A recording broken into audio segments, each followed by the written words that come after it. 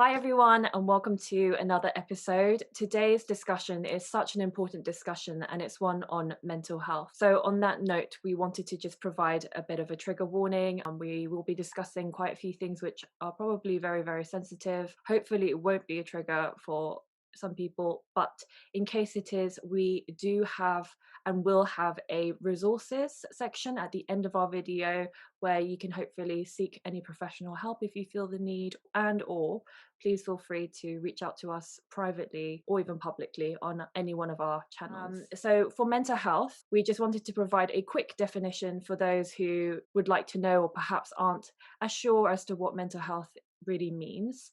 So it says that mental health includes our emotional, psychological, and social well-being. It affects how we think, feel, and act. It also helps determine how we handle stress, relate to others, and make choices. Obviously, mental health is very much an umbrella term, and so many subtopics fall under it, but it's the generalized and summarized definition. On Instagram, we obviously reached out and asked a series of questions and asked you guys to participate. And we just wanted to first say thank you so much to all those that contributed their answers, participated. We know that it's definitely not an easy topic to talk about or open up to, especially with strangers. And we really appreciate your contributions because it's helping us to have this discussion today with Amra and I, and just having an open discussion where many people, I think the consensus was they don't talk about mental health. They never spoke about it with their family. And that's what we want to change. We need to speak about it more in order for it to be less of a stigma and a taboo subject. So going by on Instagram, the first question we asked was, growing up, was mental health ever discussed in your family? This was a poll question, and we had 10% say yes, it was discussed, but a resounding 90% said it wasn't. So what do we think about that, Amra? I'm not surprised. I think that mental health isn't something that is very commonly discussed within the ESEA community. Yeah. And unfortunately, for people to feel comfortable enough to discuss it is very hard. And I can imagine how that conversation might go. It doesn't surprise me, Yeah. put it that way. And the fact that it's 90% is a shock to me in the sense that it's a lot larger than I thought it would be. Yeah. Definitely. Same here. I mean, I was expecting people to say they were uncomfortable discussing it with their families, but Definitely. I didn't expect 90%, like you said. It's a huge statistic. So Definitely. the next question was, what were your parents' view on mental health? So we were being a little bit more specific and wanted kind of longer answers on it. So we had so many responses, and I just wanted to pick out some of the ones that sort of stood out to me. I think the general consensus was that the parents' view on mental health, non-existent. We had that specific phrase used a few times, non-existent. Ignored, awkward, doesn't exist again, didn't believe it was a thing. So again, does that surprise you that people are saying it's non-existent, that topic? No, no. I can speak from my own experiences. It's something that's never really been discussed in my family. We Mm, don't talk about it. I've done counselling a number of times. I know that my mum didn't really understand what that meant. And I can imagine if you were wanting to discuss that sort of thing with your parents or your family, and it's such a taboo subject, I think that I can see why people have said it's something that they can't really discuss with their yeah, family. So exactly. I can very much relate to that. Same here. Another thing that someone said was therapy is considered to be for people with serious mental health disorders. Someone has a sibling with mental health condition and they were called crazy constantly. Again, that's another like misunderstanding or misconception where if you have mental health, it's instantly considered something severe or like you're this crazy whack person. These like horrible terms being used Mhm. when linked to mental health. Definitely. And I think the terminology mental is not the greatest way to describe someone's state of mind. I think there needs to be a better terminology for that because I think, like you said, when someone hears that word, it's almost immediately like a negative No, connotation. definitely. So I think yeah, for sure, that terminology could be better. I guess it is a medical terminology, but Mm, from the way that people have used it in society, it's become negative or yes, had a negative definitely, connotation. So it's instantly like, you're mental. What does definitely, that even mean? You know? So definitely. yeah, moving on to the next question. It says, have you ever sought counseling services? If so, what were your family's views on this? So this Mm, for me was I was really intrigued to know like the answer on it. mm, I think the thing that stood out to me the most is how many people have had counseling services or have sought counseling services. We shouldn't be surprised. Another common pattern I found with people saying, yes, we have sought counseling services, is many people then followed it up with saying, mm. but my family didn't know. It's hidden, it's Mm, something that you shouldn't talk about. And if it's discussed, it really isn't something that your family would consider important. No, I think that's really sad. I think it to is hear that, sad. it's Yeah. really, really sad. It's hard enough for people to want to talk about it. And then to think that your parents or your family aren't able to kind of understand what you're going through, it's just another level, isn't it? Yeah. Yeah. I mean, I think because everyone's sort of saying similar things, on Mm, one mhm, hand, you could say, well, I'm not alone. mm, mhm, That's kind of, I think, a comfort or a reassurance to some extent. But then on the other hand, like you said, Amra, it's like feeling sad that people felt that they needed a service or like counseling or therapy, and then but on the flip side of that, felt like they couldn't tell their family or get that support from their family, perhaps where they needed it the most. you hit the nail on the head. Support when you're going through something like this, you need to talk to someone, your family, who are really Definitely. important. When the support isn't there, that's the biggest thing. And so I can imagine how tough that is for people. Definitely. What is nice though, there was one response where they said they did seek counseling. The first time was in their mid 20s at around university, but they kept it secret because they used the word ashamed.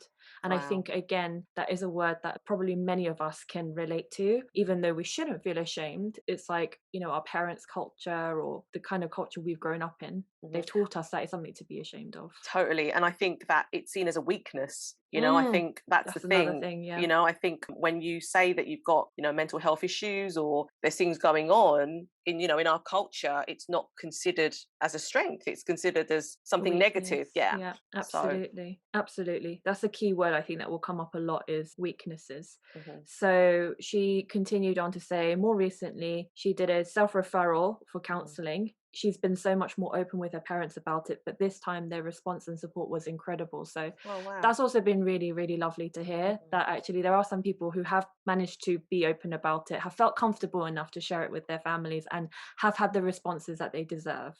Oh, So that's really nice positive. to hear. Yeah, Yeah. exactly.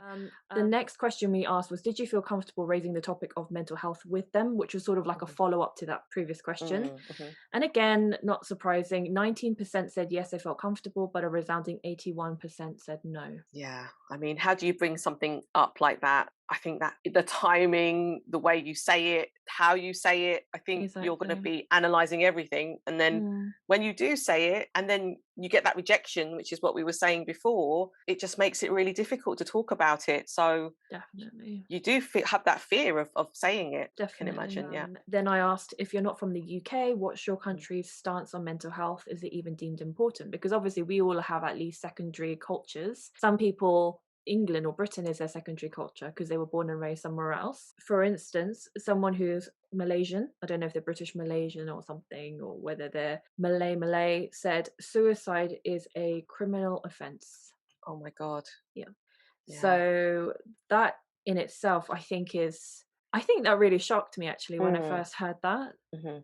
to know that it is a criminal offence. Yeah. Just going beyond that, I know in certain cultures, suicide is also, especially certain religions, are going against the religion as well. No, So definitely, there's so many layers to it. definitely, But very, very, absolutely. very, very sad to hear that. And then someone said, I think there's still a stigma around mental health in Hong Kong. It's getting Mm, better, but mhm. still a taboo. Yeah, I think that's probably across all EC community, like across all our cultures, really. Absolutely. It could Yeah, literally apply to any country yeah, in Asia, right? yeah, 100%. Yeah. So, in terms of further comments, we had a few people reach out and provide us further comments. Hmm. So, someone said, even though we never really spoke about mental health, I think with my dad's awareness of emotions and my mum being quite open hearted with her emotions, Hmm. it helped me a lot with recognizing my own emotions. I know not a lot of people have this kind of environment growing up, so I'm very grateful. And for me, that really stood out to me. Comment wise, because it's quite the opposite of my experience. And I will get onto that a little bit more when we go through our discussion. Another one I just quickly wanted to share was talking about emotions or feelings wasn't a thing when I was growing up with a Thai mother. I was an incredibly sensitive child, and the smallest things would upset me, which she could never comprehend. In comparison, I probably witnessed her crying a handful of times. I remember being back in my home country for my grandma's funeral and asking my mum how she felt about losing her mother. She brushed it off and said that my grandmother was in a better place and there was nothing to be sad about. And then she went on to continue talking about it. But I related more to that than I did the first comment. So what do you think about that, Amra? I can very much relate to that, because I've experienced that many times in my own life, where I think emotion is really something that is ignored in our communities. I think when we express our emotions and how we feel, like, you know, sadness when someone dies, or those are the things that it's quite hard to understand. Why I always felt like, why doesn't my mum or my dad get upset? Or I think I only see my dad cry once. I've never seen him cry, and it's so not a part of sort of our DNA. I think all of those things, it does add to that anxiety and all the things you feel growing up, because you're like, wow, that's really weird. I find that really strange. Definitely. As Deborah was saying, we wanted to discuss not only our experiences, but what's been going on in our respective countries. So for Thailand, I did some research and just wanted to read out some sort of really interesting statistics that we found. Mental health in Thailand is a really big thing, a really hot topic, especially since the pandemic. And I know that's something we're going to discuss a little bit later, Deborah. But they've been struggling with mental health, and it's been sort of something that's been around for quite a few years, but only kind of, I suppose, has sort of become a hot topic because people have realized during the pandemic how bad it truly is.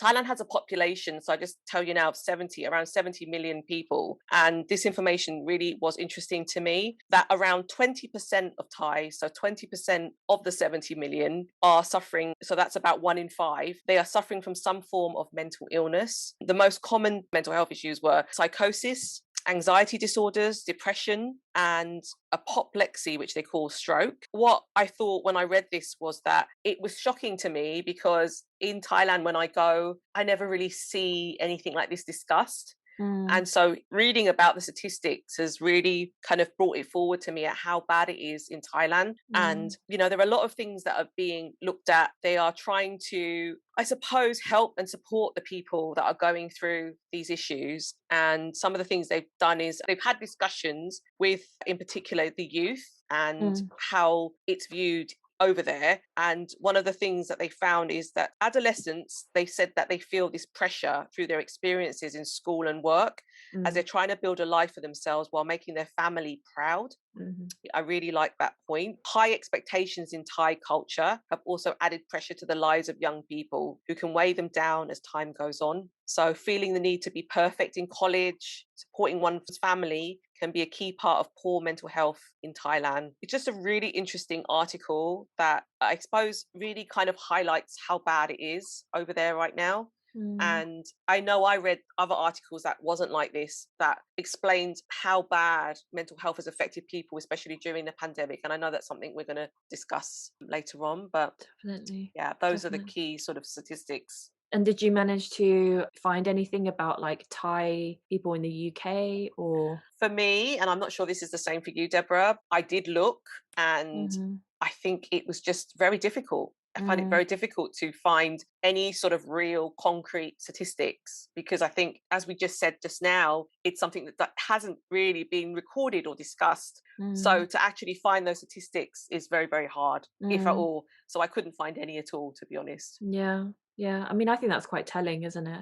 With Korea, quite similar to Thailand. So we have actually a population of 50, almost 2 million, which is a lot for a very, very small country. Every article that I read or found on the internet basically said that mental health is very prevalent in South Korea. So it gave a percentage of 89% of the population have had a mental disorder at some point in their lives. That's really which high. Is that's near 100% pretty much. That's really high. and 31% apparently suffer from insomnia, which again I found quite interesting to statistic, because that Mhm. means like almost like a third of the nation suffers from sleep deprivation, which in Mhm. itself leads to like other mental health disorders, or even just like things like low mood, low Mhm. energy, Mhm. all of those things. Another very interesting statistic I found is that apparently South Korea has the highest suicide rate in the OECD. So the Wow. OECD stands for the Organization for Economic Cooperation and Development. So I was like, okay, I know Korea's statistics for suicide is really high, but I'd be Mhm. very interested to find out which countries are within the OECD, specifically Asian countries. And what I found really interesting is, I mean, maybe it's an old one that I looked at, but it was only two Asian countries, one of Wow. which was Korea and the other one was Japan. Wow. Okay. So I found that quite interesting that, when you look at that term and you think highest suicide rate in the OECD, you think, okay, that sounds really bad, which it is. Mhm. But then if you compare it to a country like Japan, I don't know if I necessarily believe the facts and figures about it, because I think some countries, and Korea within themselves are certainly guilty of it, where, a lot of Asian countries want to save face. So Mhm. perhaps they're not as, I don't want to use the word transparent, but for want Mhm. of a better word, perhaps they're not as transparent about their figures or the Mhm. societal issues that they're going through. Yeah. So perhaps that's why South Korea's one looks particularly high, because they are providing the figures, if that Yes. makes sense. No, that does. That makes perfect sense. They said that even though they have a state-funded mental health service in the South Korea, it's Mhm. largely underfunded, which is one thing, but it's also largely underutilized. And obviously, where people aren't seeking treatment, that in itself is a risk. Mhm. And also, it goes to show there is still a stigma attached to it. So, yes, we have these state-funded services, but people aren't willing to use it for the fear of whatever taboo that comes with that, label. Absolutely. I also found it interesting that the most common groups that Mhm. suffer from mental health are the elderly and the adolescents, which, Mm. if you think about it, I don't really find that surprising. I think with the elderly, it's due to things like where they're illiterate Mhm. or loneliness, Mhm. financial issues. With the adolescents, it's obviously the pressure to do with education, the family Mhm. pressure you were talking about earlier, wanting to look good, do Mhm. well, but more for their family, and societal pressures rather than for themselves. Mhm. Reasons for suicide tend to be around like economic hardship, binge drinking, which I found again very interesting, because when Mm. you think of the term binge drinking, you can Mm. relate that with a country like the UK, Mhm. but then you don't think South Korea and binge drinking. Thinking about it wasn't that surprised, because I was like, actually, people work hard but play very hard there too. And Mhm. a lot of the kind of companies, they go out drinking afterwards, and it's part of the company culture. You can't just be like, oh no, sorry, I'd like an early Mm. night. It's Mhm. part of like your development within that company. And Mhm. then, if you're having that pressure, what do? You Yeah. drink. And it's just like a vicious circle that I found really, really interesting. I think a lot of people do commit suicide in Korea. I've heard this to be an issue for a long, long time. But one good thing that I wanted to end on is that government action. They said that the South Korean government included suicide prevention as a national task for the first time in its history, Mhm. aiming to reduce suicide rate to 17 cases per 100,000 people in the population by 2022. Apparently, there's a bridge in Korea which is very famous or infamous for Mhm. suicides. Mhm. I think they've named it the Bridge of Life, and they're just going to do some works to it. And, like, for example, pacify people who visit the bridge who want to end their lives by projecting like inspirational texts and photos. They've got suicide prevention center set up. So Mhm. it sounds like they're doing a lot more, which is Yeah. important, but I Yeah. know they still have like a long way to go. Yeah. So that was quite interesting in terms of the research that I found. It's interesting you talk about suicide and the pressures. And I Mm, actually feel that coming from the background that we come from, there are so many social, economic pressures to be like a certain way. And within our society, it's like you've got to make money for your family. There's so many pressures. And I think all of those pressures add to mental health issues. of course, yeah, yeah, And yeah. it's such a bigger picture. I just feel like it's such a huge, I mean, we could talk about this forever. Yeah, It's exactly. such a huge topic. Yeah. Definitely. And much like you, when I tried to look into stats for Korean mental health in the UK, I mean, Mhm. very little, as you can imagine.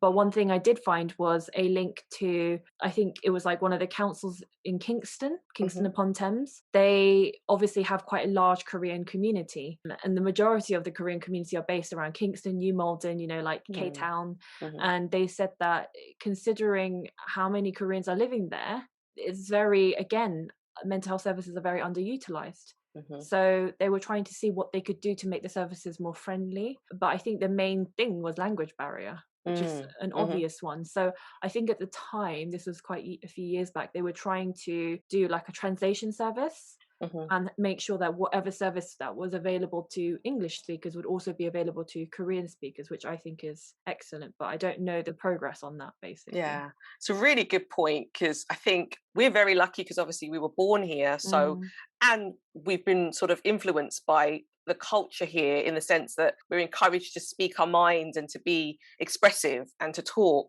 But definitely. I could never imagine my mum or my dad going to, say, a counselling service and talking about their feelings because, A, exactly what you talked about, the language barrier. And the Definitely. second thing is they're not programmed to talk about their emotions Mm, and to discuss all those things. So we're not only dealing with that, we're dealing with people that are of another generation as mm, well mm. that probably don't understand what we're going through. They're just been programmed in a different Yeah. way. They understand things differently to the way we are. Absolutely, So, absolutely. But I just think it's interesting how we both try to find information on like Korea, Thai, EC statistics. And I think the problem is the language, where, mhm, when you say Asian in the UK, it tends to mean Indian, Pakistani, absolutely. or South Indian, for Mhm, example. Whereas with EC, it's still a relatively new term. mhm, And so I don't think, I mean, to be honest, I don't think there'd be enough statistics on it anyway, even if mm. the right term was being used. I think that boils down to what we just said earlier is the statistics thing is because people aren't really Talking. you're talking about it. They're not encouraged to say that they're going through that because it's not part of our DNA. It's not part of who we are. It's Mm. just something that's just not discussed. So then those statistics aren't there. So Yeah. then it's just sort of a chicken and egg situation. Exactly, Yeah. exactly. Yeah. In terms of my experience with counseling and my experience with my parents growing up, I started seeing a counselor when I was probably around the age of like 18. I was at university. I didn't even think I needed to see a counselor, but I think I was dating someone at the time. And a lot of issues just came up, issues that were brought up from when I was sort of younger. And I really needed to speak to someone. And I remember telling my mum at the time I was going to see a counselor. And I just remember her reaction. And she was just like, "Why do you need to see a counselor? What for?" And I found that really difficult. Sort of the fact that my mum wasn't really supportive of me going, and I didn't really have family that really understood why I was going to see a counselor. I found that whole time really quite stressful. I remember progressively through the years having to see various counselors. And I just remember how my family kind of didn't really sort of see it as something that was important. Mm, And I found that really hard, definitely. It was just mm, something that I knew I had to speak to someone. I knew I had to talk about what was going on through my mind and discussing it with someone. Yet when I came home, it was like as if I'd never gone to see someone because my parents were like, "Oh, how was your session?" But they didn't really ask how I felt or mm, all those things that you want to discuss after you come out of a session. So mm, I found that quite difficult. I felt like I was going through it alone, that mm, situation. And then even now, I feel like I'm still alone when I go to counseling. It's something that I'm doing for myself as a sort of self-care thing, as opposed to something that I can really share with my family because I mm, just don't think they get it. That makes sense. mm. So they obviously know that you're going to counselling, but it's almost like I'm going to counselling and they're like, "Oh, okay, cool, good." Yeah, that's exactly But it. then that's it. That's it. And then it's not really Right. discussed again. So Mm, it's a difficult one because you know you need to see someone, but then you have to almost like separate it. It's all like mm. separated. And I was gonna say, Yeah. give us a little bit of like background, I guess, Mhm. into maybe your childhood a little bit, and like when we were asking people Mm. about did they ever discuss mental health with their families, or was it ever raised in conversation? When I was growing up, it wasn't something that was talked about, even when I was young, when I Mhm. was small. It was only as I got to like the adolescent age where I felt like I needed to speak to someone as I entered university that it became more important to discuss it.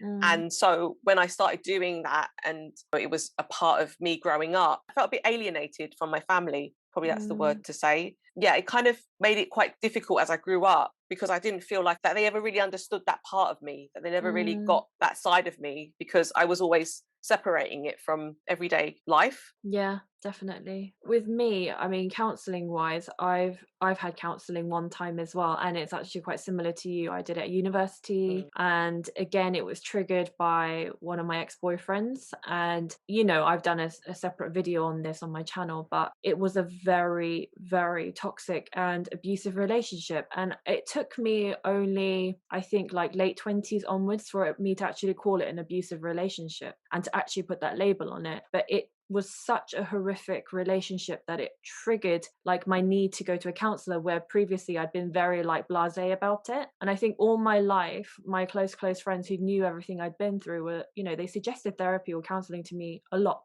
And I think because of it was kind of like unintentional brainwashing, because my mum was always like a strong person and had always seen her as a strong person with like very little emotion. I just was like, I don't need counseling, I very much like blew it off, the idea. And then it was only, like I said, at university when I had this relationship where I thought, you know what, I've hit rock bottom and I can't really continue like this anymore. I need help. What's the worst that can happen? And ended up seeing a counselor at university for like a couple of sessions. But it was like an amazing thing that happened for me at the time, and I will always recommend it for that reason. I'll never regret it, basically. But yeah, counseling was a tricky one. And at the time, I remember telling my mum, but she didn't obviously know everything that was going on with my ex at the time because I was trying mm. to protect her. So for her, it was very difficult because she didn't know really many things that was going on in my life or many trauma that I had experienced. So for her, she was probably thinking, why are you even attending counseling? Do you think that's got to do with the fact that you've had to keep a lot of things, like growing up, we always hold things back from our parents? Do you think that was partly why? As in why I couldn't tell my Yeah, mum. yeah. Yeah, I think growing up, very much like one of the ladies who answered the question about growing up and how she was quite a sensitive child. I could really relate to that because growing up, I was a very sensitive child, very much wore my heart on my sleeve. And this is going to make my mum sound so mean, but like when I used to cry, my mum used to say to me, "Oh, you're crying again. What are you crying about now? Why are you always like this, or why are you always sulking?" Or it was those sort of reactions. And that, yeah, made me stronger to some extent, but it also made me a bit hardened. So imagine I grew up seeing that reaction, and then I'm telling her, oh, casually, I'm going to go see a counselor. So for her, she at the time didn't know like a lot of the stuff that I had been through. So for her, it's literally like, why are you going to see a counselor? But she was all right, like, okay, cool. Like she didn't ask me any more questions about it. And I think that in itself was also quite like, I think, hurtful. Like the fact that she didn't try to like follow up on it or really ask me why or get into the nitty-gritty of it. That obviously changed later on in my life. But yeah, that's my experience with counseling. Yeah, I think we have similar Yeah. experiences. Yeah, no. I'm sure many people do. Yeah, no, Yeah. definitely, definitely. So Deborah and I spoke about the very serious topic of suicide. I wanted to share a story about one of my friends. So growing up, I had a family friend where his mum brought him over and he didn't speak English. He didn't really know anything to do with the culture. So my mum sort of said, can you teach him? Like, can you show him things? Of course, when you're young, you're sort of like, oh, do I have to? And so I pretty much looked after him and taught him about music and culture and what it's like to be in the UK, all the good things, fish and chips, all of those things. His English got better and it improved and he became more confident. And I remember just sort of talking to him and just seeing how much he changed. He loved singing and I remember him singing to me and I just thought, oh my God, I was so proud of him. Like he just really sort of grew from someone who couldn't speak English at all, didn't really know much about the culture, to being Mhm. fully absorbed into the culture. As we got older, we kind of grew apart a little bit. So I got older into my teens and he got older into his teens. And then I got a phone call, I think I was like sort of maybe 19, 20, basically saying that he died. I was like, what? I heard from, I think it was either his mum that rang me, someone or friend of the family, and said that he committed suicide. And I was devastated. I was devastated because, first of all, he was so young and I couldn't believe whatever it was that was affecting him would make him commit suicide. And when I found out the details, I was in shock. So I found out that we have a sort of car park shopping centre near us. And he literally had gone up to the top floor and jumped. He jumped and I think he fell onto a lorry. I don't remember what the details were, but I remember just feeling so shocked that he would take his own life, really. Later on, I found some more details about the last thing he did was he went to the job centre. I don't know if a discussion was had that made him angry or upset, that basically meant that he was so angry and so upset that he did that. But we weren't really given much detail. And I think what it highlighted to me was that I wish he'd reached out to me. I wish that he'd said, that I'm going through a really tough time. I really need some support. And I feel like a little bit guilty that I didn't see it because I didn't know. I really didn't know he was going through a tough time. And I suppose what it highlights to me is, what we just discussed is mental health is just so important. And if someone doesn't have a place to vent or a place to talk, it can all build up. And then these sort of things can happen. To this day, I still remember, I had to go and, to his funeral and see his casket. And it's just like horrible. Like you just can't imagine someone the same age as you roughly sort of doing that. And he was an only child. So I can't imagine what his mum must have been going through. I know that his dad suffered from mental health issues. In the Thai community, it's a bit like, oh, so his dad suffered from it, so that's why he's like that. You can't really say that because you don't know what he went through. No. You don't know what got him to that point. So, it's such a blanket statement. That's what I mean. It's just a blanket thing to say, well, his dad was like that, so he's like that. Yeah. So, yeah, that was a huge thing and affected me quite deeply and made me realize how important mental health is.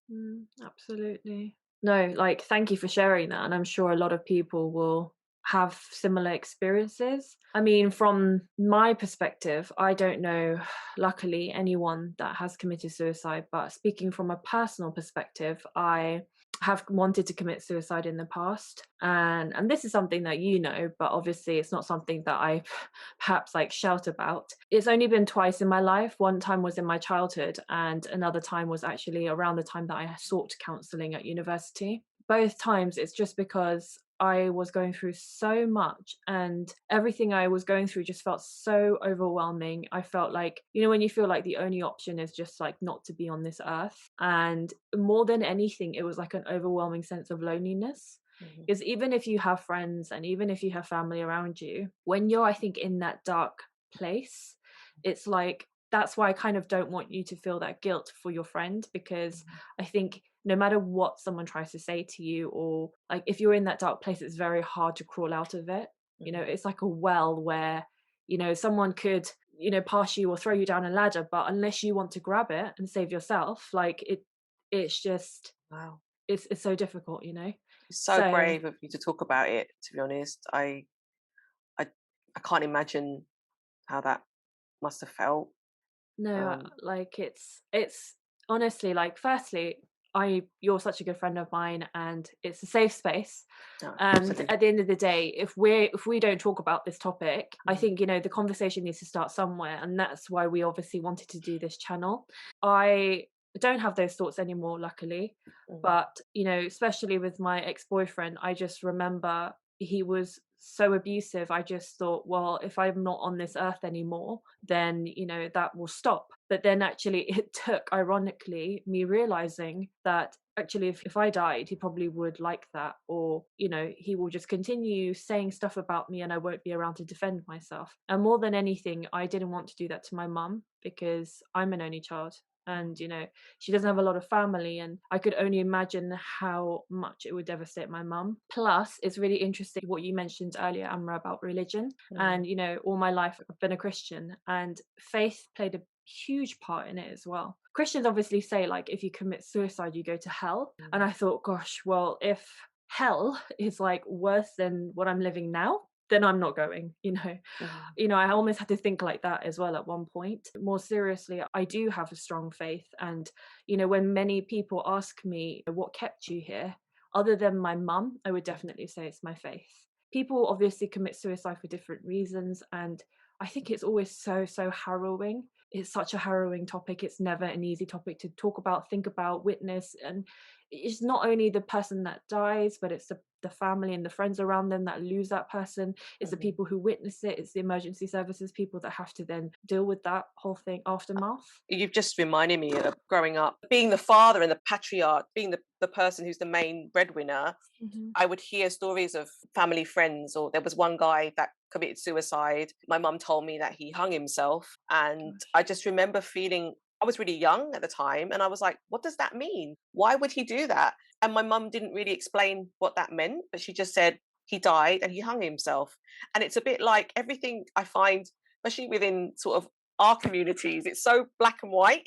It's Mm, described to us in such a way, it's very hard to absorb that. And I yeah, still find that quite tough and challenging to. definitely. But I just wanted to say I'm so proud of you to talk about Thank it. It's you. such a brave Thank thing you. to talk about. And I am sure that there are people that have self-harmed and Mm, people don't realize, why they do it. Like you said, it's that dark place and yeah. you can't even imagine why someone would do that. The other side of it is they are probably going through something that we just can't Even relate to. fathom. Yeah, Yeah, yeah. absolutely. Obviously, our background plays a big part in it, and we've obviously touched upon it already. But Mhm, growing up, and one common consensus when reading all the responses we got over Instagram and our own backgrounds, my mum just wasn't emotional. She obviously, I saw her being emotional at mm, times where she was well within her right to cry, or especially when she was heartbroken over my dad leaving her when I was a baby, and struggles, and I saw her struggles, but the majority of the time she was very strong, she was very mm, firm, no emotions.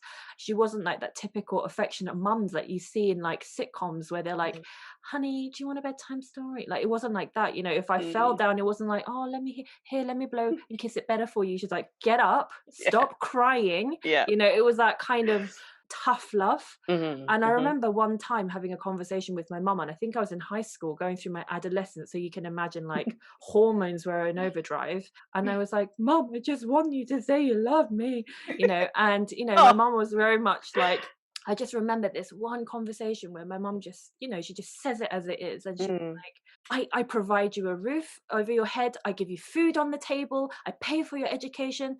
That mm, is love. What mhm, more do you want from me? mhm, And I remember thinking, oh my God, like, mhm, it really shocked me, to hear her actually say those words out loud. mhm. And, I thought, well, a hug wouldn't go amiss, Yeah. No, I can relate. I can relate. My mum and dad are very much like that. Very Yeah. much like that. Like I remember wanting a hug from my mum or my mum just to tell me she loved me. Exactly what you said. And I remember just her saying exactly that. Like, I do all these things for you. Why do you need me to say that? Why do Mm. I don't need to say it. You should know that I do, that sort of thing. Yeah, So because I we're all can. psychics and Yeah, exactly. But it's so interesting, isn't it? I really yeah. can relate. No, I can really relate. And then, I used to resent my mum for it because I used to Mm. think, what is wrong with this Robocop? Like, what is wrong with this robot? Mm. Mhm. My grandma's different. My grandma was actually a very affectionate person, but unfortunately, she didn't live long enough for me to really have a long relationship with her. But my granddad, my God, he was just like seriousness on steroids. Honestly, I was like, when I saw my granddad, everything just fell into place for me. And I was like, wow, my mum is certainly like a prototype of my granddad. Maybe not as bad as him, Mm. but obviously how you grow up, your Mhm. parenting, the environment you grow up, the culture you grow up in. She grew up in a completely different career to what it is now, Mhm. completely different cultural values, a completely different, like, high society pressures. She had different, like, priorities. Her priority was survival, trying to feed a family, being the eldest child. Then she comes to the UK, her bloody husband leaves her, and then she's suddenly left with like a child to deal with in a foreign country. Again, it's about survival. So for her, I guess there wasn't any time for her to sit there moaning and whining and crying. She's like, I've got to get on with it. I've just got to pull Mm. my socks up and live. Mhm. So now I understand that as an adult, but growing up, it was so tough. I don't know about you. Yeah, no, I agree. As you get older, you kind of understand why they were the way they were. Yeah. When you're growing up, no, it's certainly you're going through your teenage years and you're getting older and you need all those things. You need all that. And when you don't have that, you feel like there's something missing. I always felt like there was something missing. Definitely. My parents, they worked long hours, so I never saw them. So that part of me always has that, oh, I wish like I was like other children where they would see their parents every day because my parents worked in the Mm, catering industry. They just worked crazy hours. So I never saw them. That's always something that you kind of carry with you. And I think all these sort of things that we say are affecting us is because of all these little things that have happened as we've grown up and they've all added absolutely. added to it. Absolutely. I think what didn't really help was like I had quite a difficult childhood. Mm. Plus, I was like the only EC in the village, as they say. I was like the only EC in the village, Yeah. like a loser. And Oh. plus, obviously, having an Asian mum, like someone from a completely different cultural background. Mhm, Plus, having being an only child and having this overwhelming sense of like loneliness and mhm, all those things, it just added to like low self-esteem and mm, near damn mental breakdown. mhm, It was such a hard place to be growing up. It really, really was. But I guess my question to you is like, mm. did you ever feel like there was a little bit of a breakthrough with your parents, or do you feel like it's kind of still the same? You know what? I think COVID has had a massive effect. I don't know if you agree. Like, I haven't seen my parents for about 2 years. So that's not a great thing Yeah. because we haven't seen each other. But I think there is definitely more of an appreciation of each other now that we haven't seen each other. Suppose if I were to tell them I'm doing counseling or I'm doing things to help me mentally, I think they are going to be a lot more open to that because I think we've been through such an extreme situation. They've kind of had to adapt. And Mm. I think most definitely, like, since all this has happened, I think that I certainly feel like our relationship is probably a little bit better. We're in a new world because of what's happened. In some ways, COVID obviously has been awful, but in some ways, it's probably given people a chance to reflect on their relationships with their children and with their families and with their parents. I think it's kind of like you said, push people in two different directions. Either Mm, it's like made your relationship or bond stronger, or the vice versa. It's vice like versa. people like I never want to see you again. Absolutely. So Yeah. So that's that's I guess it leads naturally onto our topic of the pandemic. But what are yeah. your thoughts around that, Deborah? Like, how do you think that's affected people's mental health within our Oh, communities? massively. Like, obviously, every single human being has had to deal with either actual or fear of job loss, Hmm. actual or fear of, losing your home, financial issues, health. You're genuinely just fearful of the virus. Like, there was such scaremongering. Obviously, it is a huge thing, but there was obviously an element of scaremongering. So you're not only having to deal with mental health issues linked to this, but with our community in the EC community, we Hmm. were having to deal with an additional burden of wondering, are we going to be attacked? Are we Mm, going to, experience racism, whether verbal, physical, emotional, whatever, because we're EC? So we had that additional, mm, pressure on us. And I know so many people, including myself, that suffered mentally, like hugely. I felt like at one point that I had regressed and mm, gone 10 steps backwards in terms of like, gosh, all the years it took me to, break down my walls and, come out of my shell and try to be a better version of myself than I am, because, I'm always shy and have this like imposter syndrome. And then suddenly I'm back in that place where I'm scared to leave my house. I'm in like a mental prison. I'm suddenly like even afraid to go out of my front door to walk down to my local park. mhm. And I think that's something that so many people could relate to. I don't No, know about 100% you. for sure. It was just something that was just thrown upon us. Like, it was so unexpected. No one knew where it came from. And then there was that whole issue, like you said, of did it come from China? And then Mm, suddenly everybody was Chinese and we were all to blame if anyone looked Chinese or remotely Chinese. I just felt like there was this huge pressure of that. And then there was this huge pressure of I didn't want to leave the house because I was scared of catching it. Human beings are meant to be social creatures. That human contact was just missing completely for like almost 2 years. We've only just started coming out of it, to be honest. And even now, I know people are afraid of leaving their homes still if they haven't had all their jabs. mhm, All of that, mhm. it's probably had a huge, and it's had a huge effect on me, and I'm sure on other people that we know, our friends and family too. Yeah, absolutely. Like I'm one of those people. I'm leaving the house. That was like my first hurdle. But now I'm okay with that. But it's like I'm still nervous of going to central London until I've had both my jabs Mm, and going on public transport. Public transport is partly viral, obviously, mm, partly fear of the virus, but also because fear of like racism. And, mhm, in Korea, we have an expression like you don't avoid poo because it's scary. You avoid poo because it's dirty, right? In that sense, it's like I can stand up for myself. I know I can, and I have done many a times in the past with racism. But I think it's one thing like where you are used to hearing derogatory and insulting and upsetting and discriminatory words. But when you are hearing stories about people being sprayed with substances and being spat on, I'm like, I have been spat on in the past, but I mean, as an adult, I just think now, as I am now, I haven't had that experience. So I think, how would I react to that? And then it's like the fear of the unknown, and I don't want to go out to fight with people. So you almost like overthink everything. And then before you know it, you're like, you know what? It's just easy to stay at home. Yeah, no, totally agree with you. So, Yeah, I totally agree with you. I still feel anxious when I'm on the tube, exactly what you mhm, said. I still look around. I still I just want to get to A to B if I am on the tube.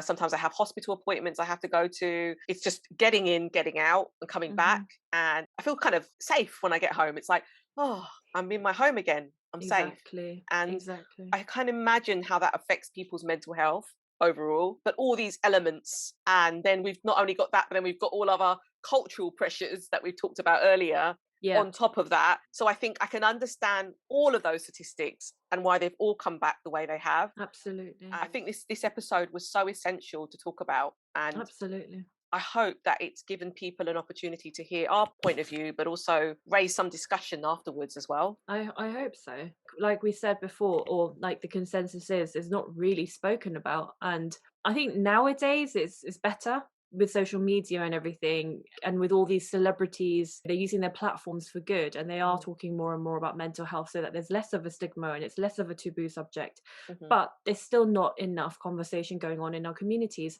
And mhm, again, part of that comes down to perhaps wanting to save face, mm, perhaps mhm, not wanting to seem weak, that word mm, you said earlier, or the word ashamed that someone used. But there's nothing to feel ashamed about. At the end of the day, when someone tells me they have been through therapy or counseling, I always say, you're so brave. mm, Because mhm. actually, it takes courage to reach out and say, look, I need help. Yeah. I need someone to speak to. I can't do this in my own strength. So I think that's brave. No, So definitely. I think this has been, yeah, a very important topic. Even myself, it took went into my adult years before I could start even using words like anxiety, Mhm. depression. It wasn't in my vocabulary. Just to say as well as a disclaimer that my mum's fine now. Like she's become so much more supportive. Yeah. And sometimes I do feel, I don't know if it's the same as you, Amra, but Mm, sometimes when you feel you have to parent your parent, mm, and the amount of times that I've had to sort of educate her mhm, on many of these like topics. In the past, I think I felt very much like more concerned about her. Like, mm, oh, how is she gonna feel if I say this? Or how is she gonna react if I say that? And now I'm just like, Mum, I need to talk about it. yeah, no, that's And great. it might upset you. That's not my intention. I'm talking to you about it because you're my mum. And if Mhm, I can't speak to you as my mum, who can I speak to? And then when I say it like that, she gets it. And then she'll go, okay, right, this is the time that I need to actually listen to Debs and she mm, needs me.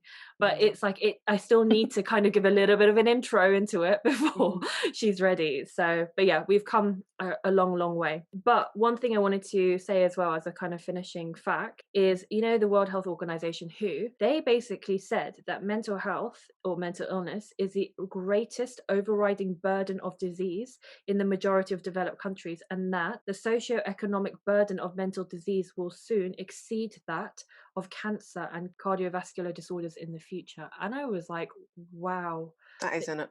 Phew, that's just blown my mind. can you like will exceed Mm, that of cancer and cardiovascular disease.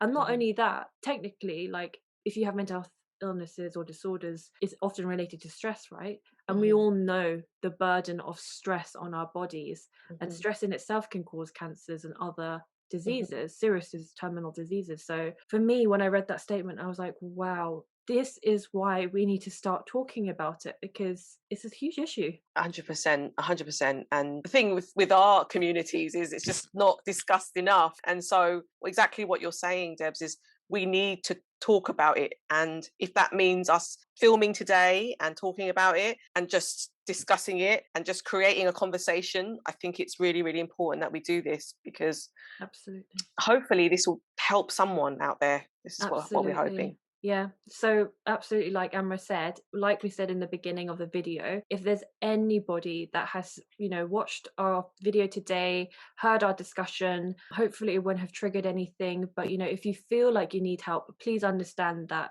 it's not a sign of weakness, that you shouldn't be ashamed of seeking help. We will obviously list as many resources that we think are useful at the end of this video, but obviously as well, please feel free to reach out to us, whether through the Being Brasian or even on our personal channels. Honestly, we don't bite. We would love to hear from you. Definitely. And anyone that's heard our topic today, you know, we obviously appreciate everyone that's contributed already, but we would love, again, for you to comment down below, comment on our Instagram, and let us know your thoughts on this discussion. Thank you. Yeah, thank you so much for watching.